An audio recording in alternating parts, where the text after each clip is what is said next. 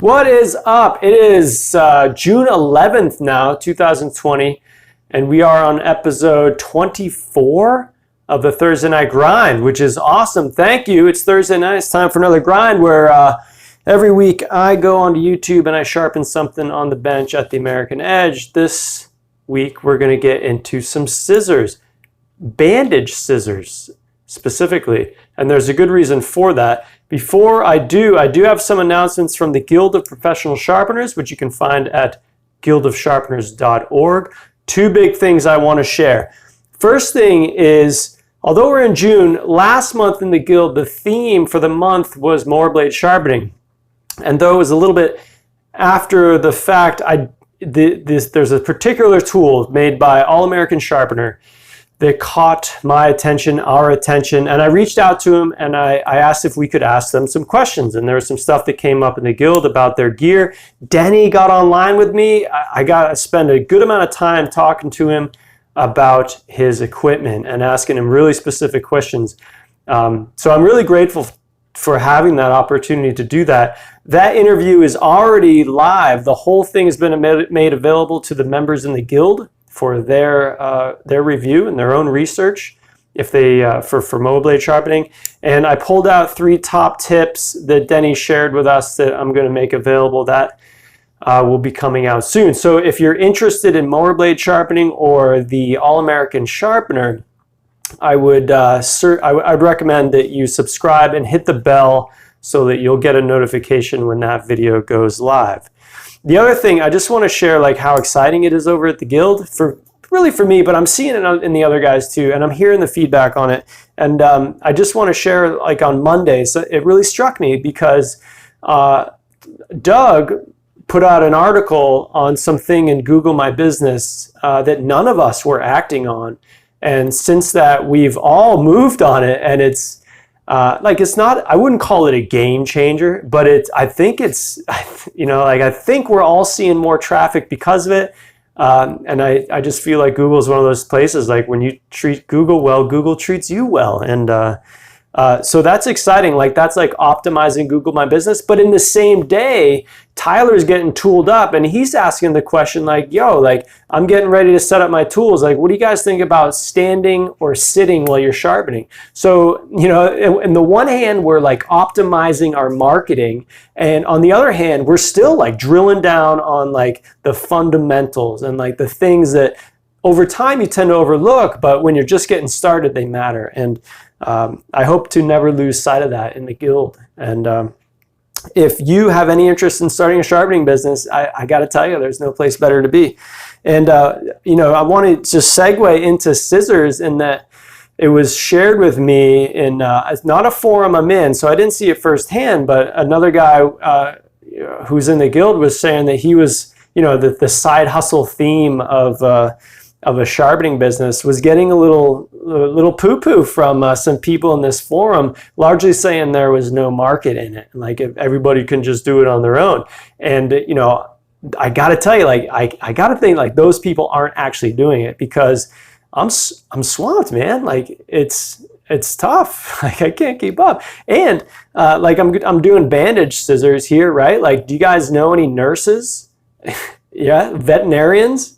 Right? Like these aren't expensive and I'm pretty sure they're all replacing them, but build a relationship, get out of the consumer mentality, sharpen the stuff you have, help them out. If it costs the same to sharpen them than it does to buy a new pair, like you're creating less waste, you're keeping money in the local economy.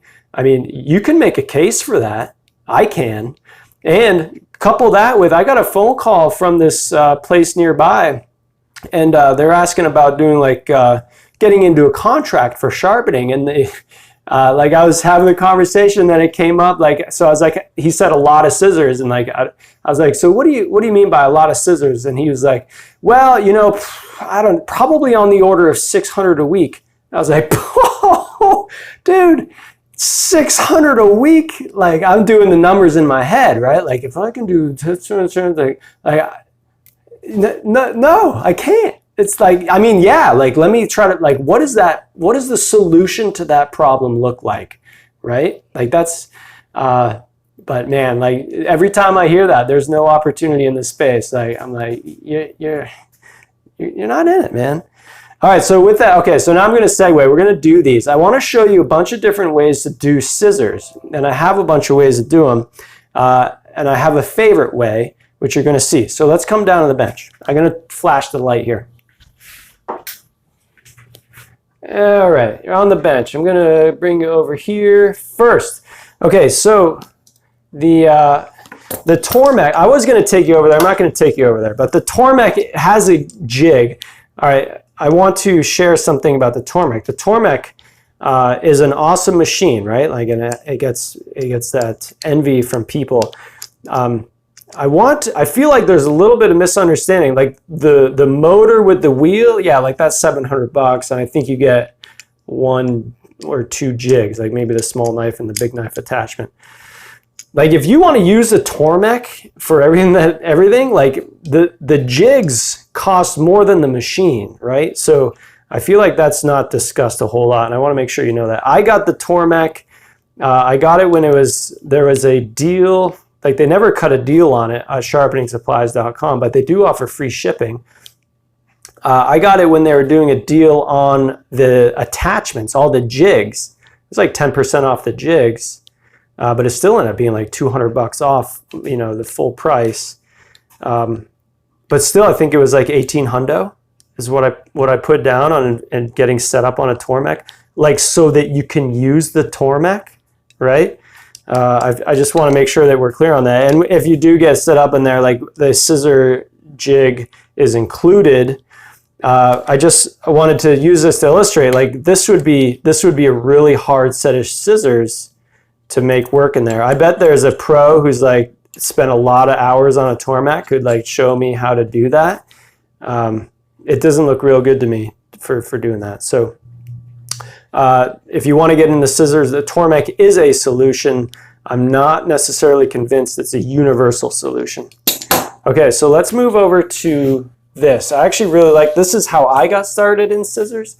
And this is the scissor chisel attachment for the Edge Pro. And what I like about this is you set all your angles between that and the post. The problem is you can't measure them. So you can do the Sharpie trick and restore a factory bevel, or I mean you can measure them, right? Like you can get an angle cube and they do run some numbers and you can figure out what your angle is. So I should be careful there. It's not that you can't. It's that it's moderately inconvenient. The fixture is fine. Like it's for what it is, like it's good. Like I think there's a couple of things going on with this pair, which I'll get into in a minute. This actually might be hard. If I could get them apart, it would be easier. But I'm not going to say, like, if I was getting creative and had some time, I could probably figure out how to do these on the scissor chisel attachment on the Edge Pro. I just want to mention that the Work Sharp, especially with the blade grinding attachment, maybe with both now that I think about it, maybe it's actually just the regular one, the Ken Onion edition, says it can do scissors. The issue is it's a fixed angle, so like it might work for the Fiskars that are pretty standard, whatever it is, 35 degrees, but these are going to be about 10. Pinking shears are 0. Knife edge is like 50. So there's it's missing the versatility in setting the angle. Okay. Other than that, like if you got another way to do scissors, let me know. I can't think of another way to do scissors effectively, especially if you want to do them for a business.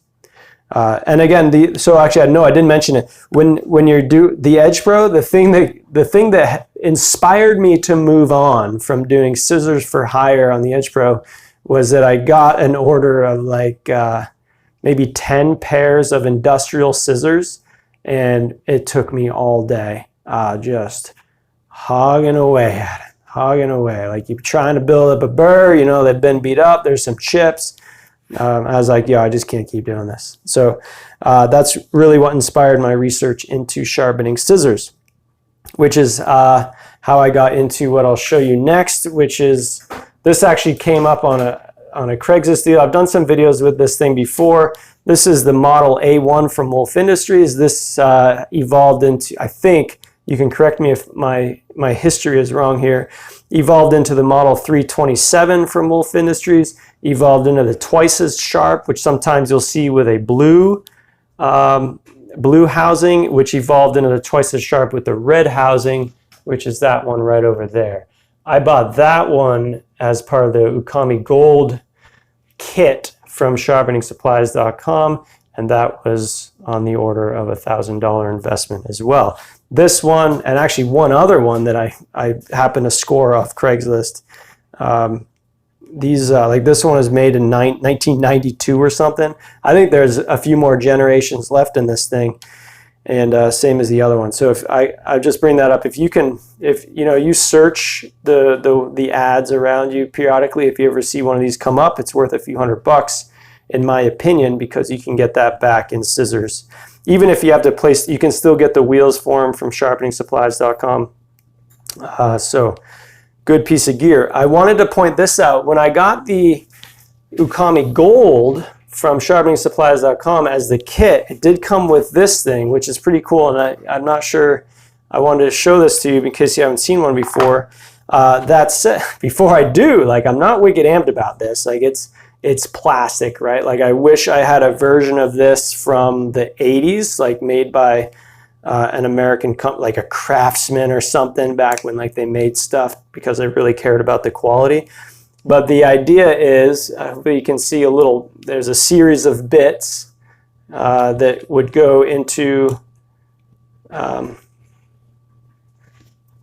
you can stick that bit in there, and then you squeeze the handle, and it applies pressure so that you can keep that bit into the screw, and then you use that, and it's ratcheted to you can unscrew them. In this case, I tried this before the video, and this screw's not coming out, and it's either stripping the head or it's going to bend the bit.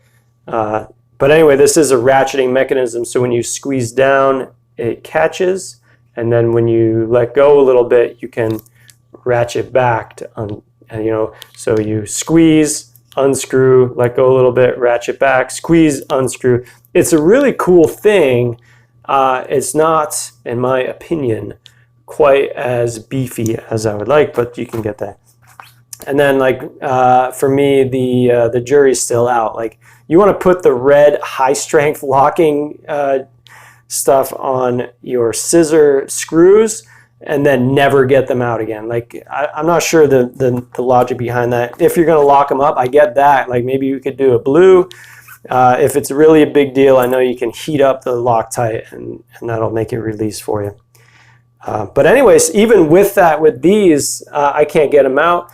I've done a few of these before, and fortunately, like when there was some rust in there, I was able to get those apart, hit them on the wire wheel, put some of the, let me grab it for you. This is scissor lubricant, also available from Wolf Industries or sharpeningsupplies.com.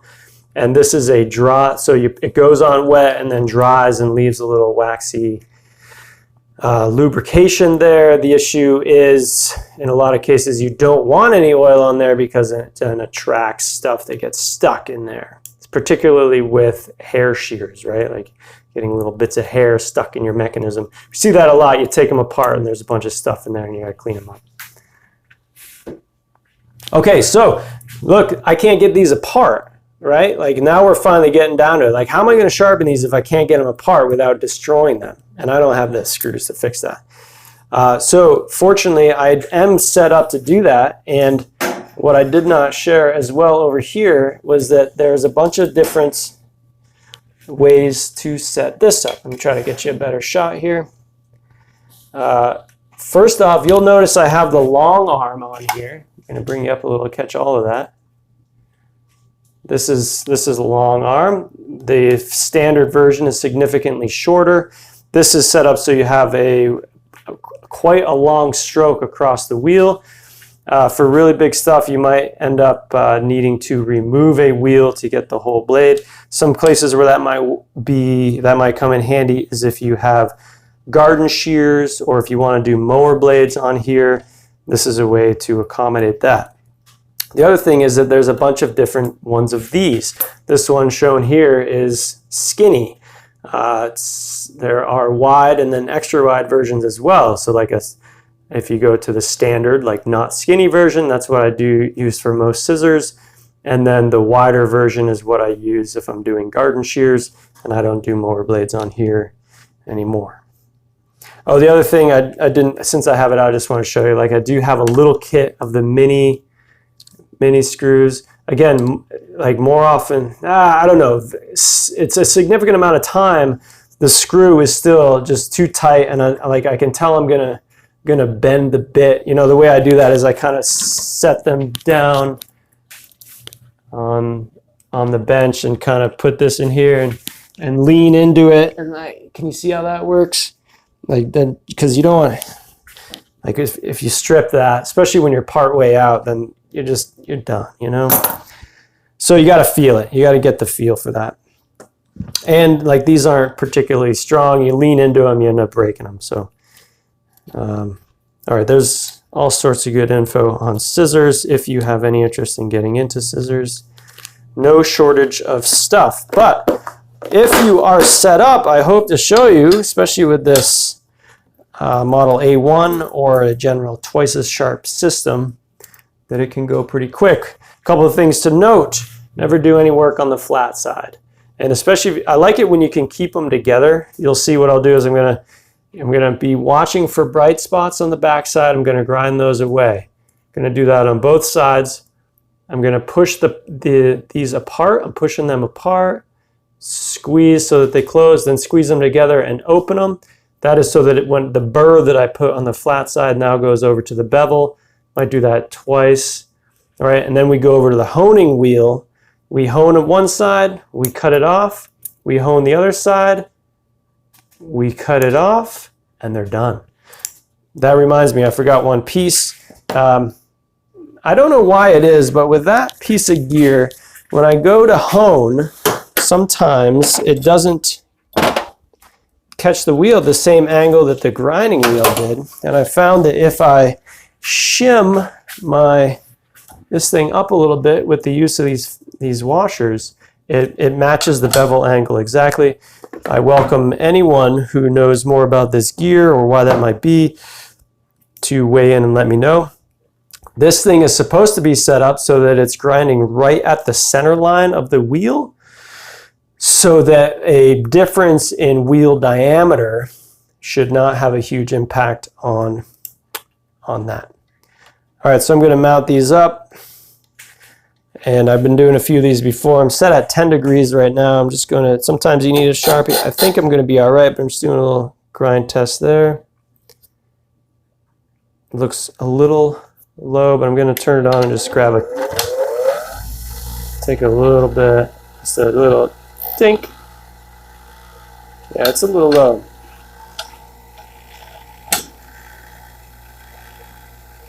Coming up to a soft 10 degrees.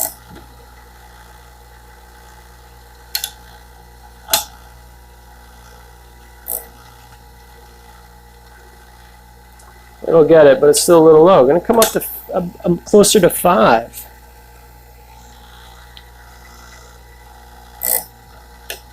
Yeah, that's the ticket right there. All right, hopefully this little visor's in your way. Here, let me just bring it around. Sometimes I leave this running and let go of it, and I've noticed myself getting very close to a dangerous situation where this will swing in and grab the wheel, so don't let that happen. Okay, here's what this looks like.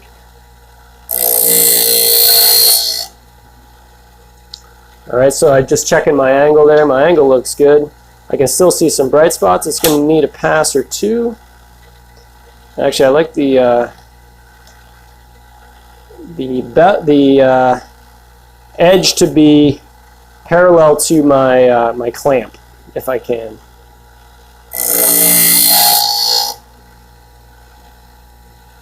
Sliding a little bit.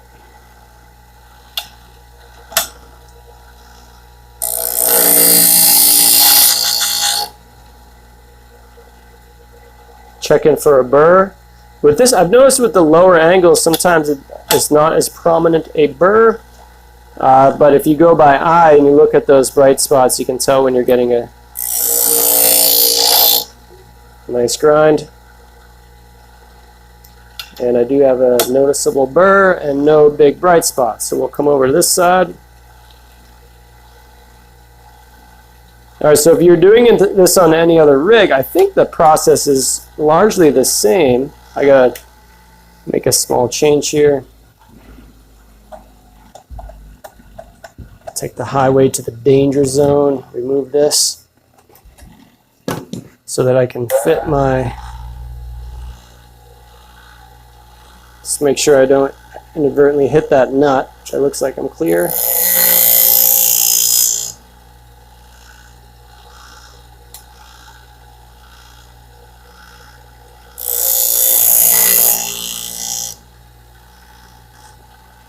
I like how you can just pull this out to check. There's a burr along the end of it, but not over here. Let's touch this up.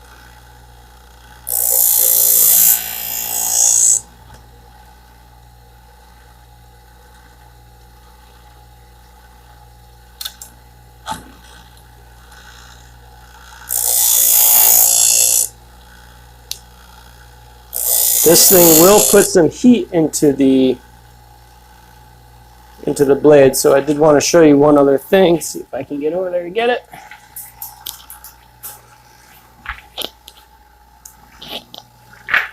If I feel like I'm getting hot, I can just take a little spritz of water, spritz that. That'll cool that blade off pretty quick. Wipe it down and get back on the grinder. All right, so I built up my burr. Remember, I'm going to push apart, pull them together, push apart, push and pull. I should have my burr inside the bevel, and I can feel it there. So we'll come over to the honing wheel. I got my shim.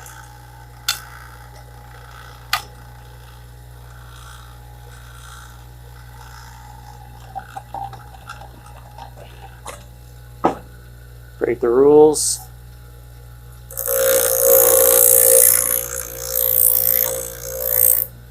Doesn't need a whole lot there. That honing wheel will also put a good amount of heat, more than you would think, into there. So I honed one side, cut that burr off. Remember which side you did. Go to the other side.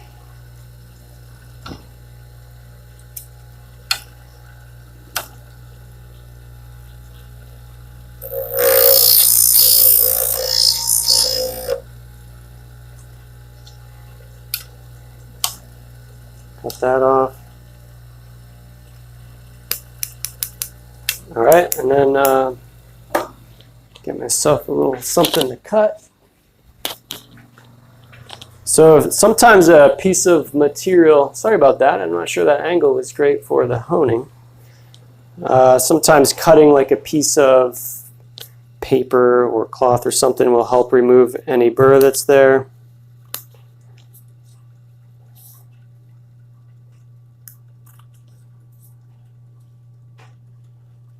It's not dynamite, to be honest. Might take another pass on the hone. Missing a spot right there. Let's take another pass here.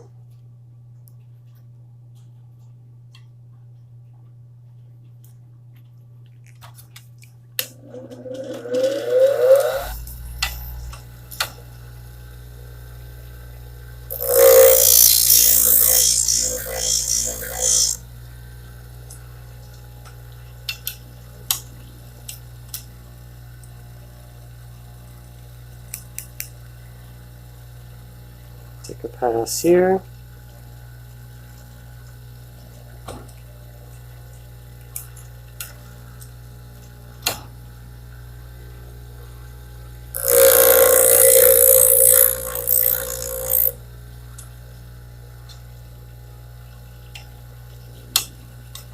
Over check that. I'll put one up. Just checking to see if that put a burr up. Yeah, all right. Maybe I didn't get enough honing or get all the way to the edge on the honing wheel.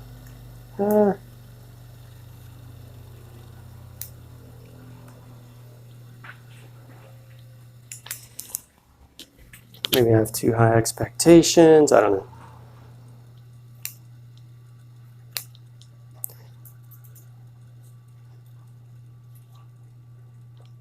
I didn't show you a cut test before, but all right.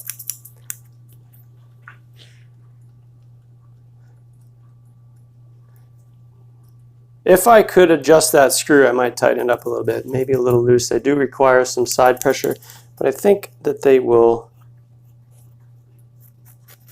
cut if you need them to. Okay. Let's kill this. I think that's it. That is the lowdown on scissors. A bunch of other scissors will work like that. If you have any questions on scissors, let me know. And that's it. Thanks for tuning in for another Thursday Night Grind. I'll see you next week. Cheers.